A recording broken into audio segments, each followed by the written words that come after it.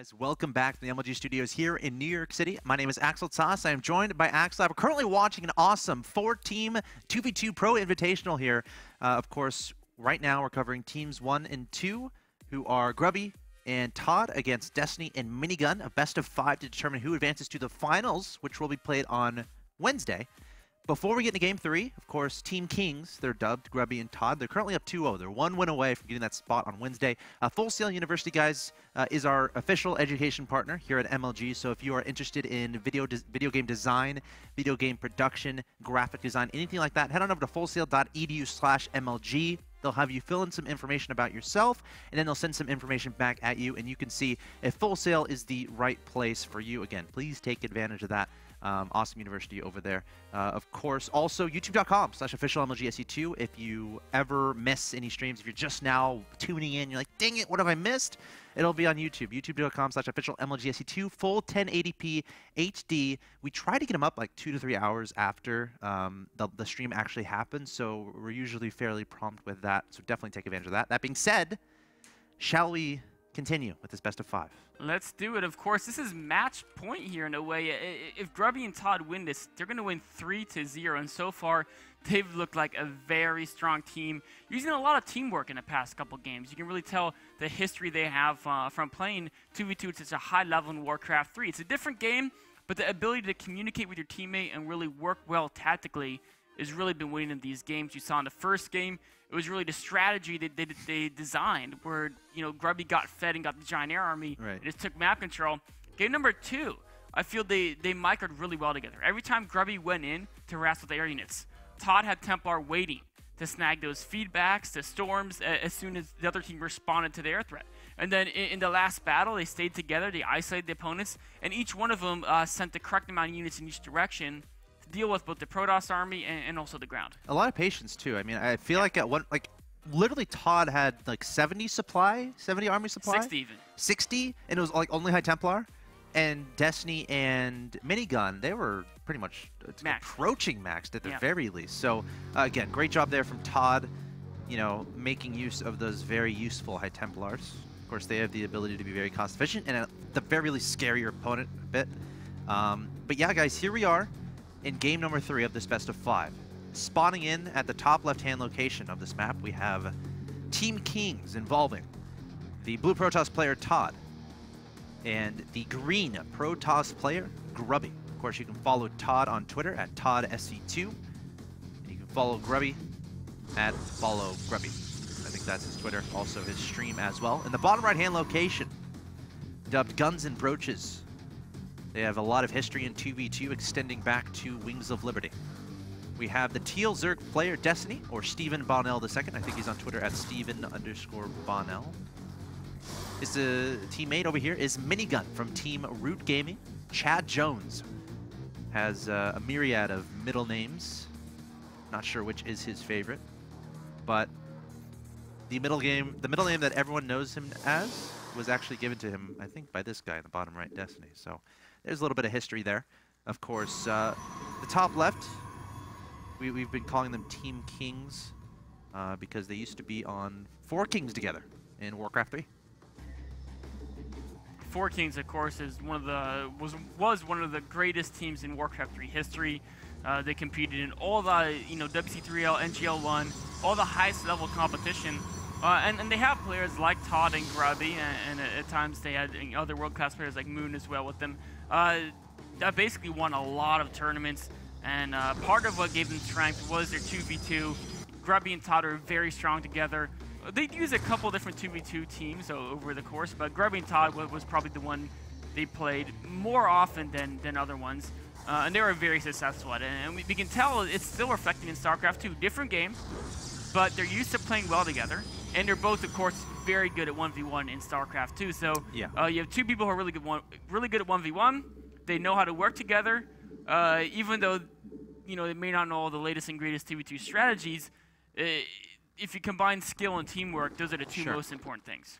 And these guys are very good at communicating as well. They've had their share of casting experience too. I think ToD was helping cast the last. There was a tournament in Europe.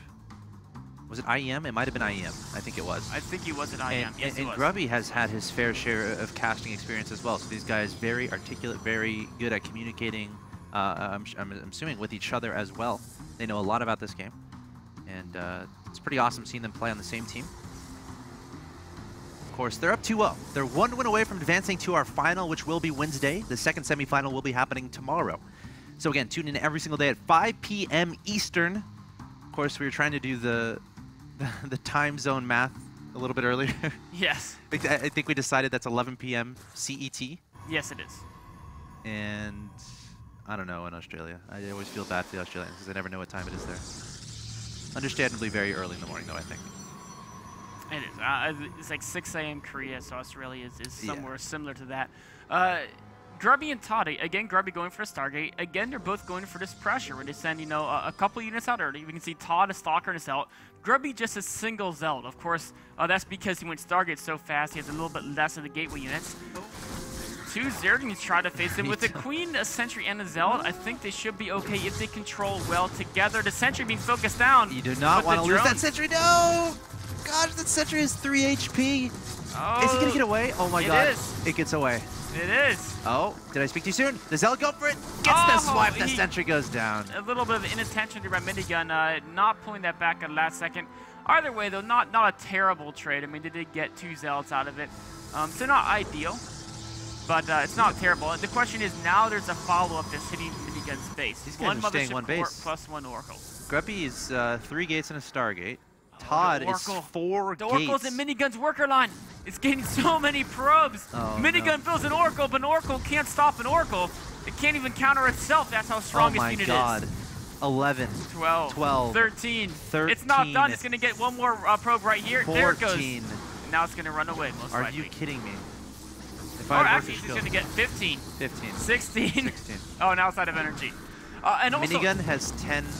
It spotted Minigun's Oracle too, so now Grubby should be ready to receive this. Of course, he doesn't actually have many gateway units, but he's building a Phoenix. Actually, no, he already has a Phoenix. Oh yeah. This is gonna do nothing. This is it's just gonna die. Not even 1 probe kill, and this is just. Man. Oh, and there's another Oracle from Grubby heading to Minigun. There's only a single Stalker there.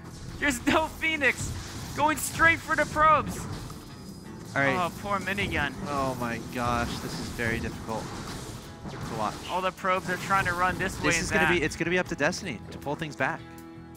So what can Destiny do? All right, he has a layer on the way. He's got a layer. He's going up to 4 gas. But okay, this is interesting. ToD is actually taking an expansion. I mean, he made 4 gates on 1 base. I think they were afraid to expand too early on this map because it's such a wide entryway. Yeah. If Minigun and Destiny did something like a 4-gate with speedings, that'd be very hard to hold an expansion early on. So instead they said, we're going to expand late but do harass to hurt them. And Grubby's still not done with harass. No. If you think he's happy with 20 kills on probes, yes, he might be a little happy. He's a little happy, but he's not done. He No, he doesn't sit back and clap himself on the back. No, he comes in with Phoenixes. Phoenixes are less devastating but more robust form of harassment. You're not going to get the 20 probe kills unless you have a lot of Phoenixes, but you're also not going to lose them. They're faster, they're better for scouting, and it's kind of he's going to blink in the main. Oh, ToD has blink, you're right. Oh, the Phoenixes will give him vision. And Minigun, I mean, Destiny's units are, Minigun's just dead. Minigun's dead. Well, we got a queen from Destiny. Yeah. That's nice of him. It can transfuse. Actually, it could transfuse the Zealot. Transfuse the Zealot. That would have been awesome. No. Great, a very nice build here from ToD and Grubby taking advantage of this ledge. Of course, this all started with all those probe kills a little bit earlier on. And now it's going to be up to Destiny to come with something. He has 6 Hydras on the way, which can be great against this composition, but can he get enough out? I mean, we have some Zealots and Sentries coming forward here from Grubby. He's having to use his drones to tank the Zealots, and that's never good. It looks like he's going to power through this attack. But remember, this is just Grubby's forces. Meanwhile, ToD's forces are going straight for that Nexus. Grubby's going to retreat the Phoenixes out. And at the end of the day, you know, Destiny fended him off, but he lost drones. And his ally Minigun, actually, you know, Minigun has expansion. Yeah? He has expansion. If they can, I mean, they're definitely losing, don't get me wrong, but they're only down by 1 base effectively. If Destiny can find a way to be very cost efficient, Which he can do with the Hydras. Properly positioned. The Stalker's going to try to get a surround on the Stalkers. Destiny's saying, you know what? This isn't going to work out. I'm out of here. Realizing how many units his opponent has, and I think Destiny...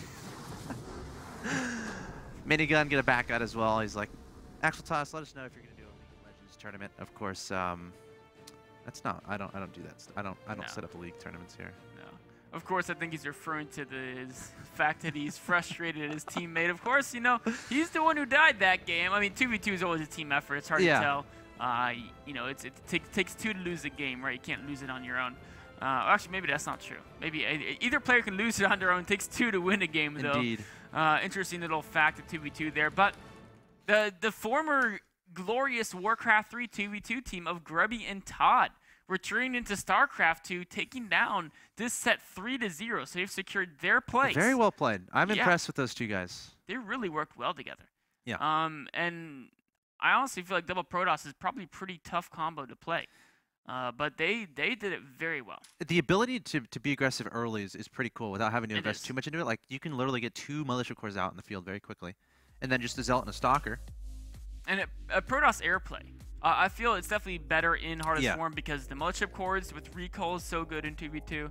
And then also, of course, the airplay is so much stronger in Heart of Swarm with the Phoenix having more range, the Oracle being so devastating, Void Rays being stronger, late game Tempest being a very good unit there as well. So they played to the full strengths of it, and they won at 3-0 very convincingly. I mean, the second game they were, I think, losing at points, but they persevered, and their team tactics really carried them through. Yeah, that was actually a lot of fun. Obviously, we don't see a lot of 2v2 tournaments out there, so hopefully you guys are enjoying this little mini invitational we're having among pretty much the best players out there and the best 2v2 teams, at least in the pro scene.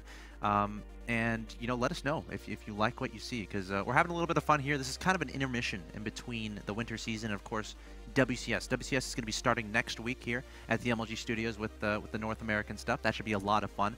Of course, tomorrow we're going to be continuing with the 2v2 tournament. Again, today was semifinal number 1. Tomorrow is going to be semifinal number 2. And Wednesday will be the final, where we have a $200 prize pool. And the winning team will take home $150. Second place gets $50. But until then, again, that's at 5 p.m. Eastern every day. Until then, next up on this stream, do we have Rules of Engagement? Yes, we do, sir. Rules of Engagement is going to be analyzing the Sase vs. Ghost User match from the Winter Exhibition Tournament. It was a pretty cool match. A lot of Swarm hosts, a lot of positional Protoss plays. We're going to take a look at that series, analyze all the cool intricacies of Protoss vs. Zerg as those two players played it out. That'll be coming up momentarily. That's awesome. Of course, guys, you've been watching the MLG 2v2 Pro Invite. Today, we saw Grubby and ToD 3-0 Destiny and Minigun, which means they will be playing in the final best of 5 on Wednesday tomorrow at 5 p.m. Eastern.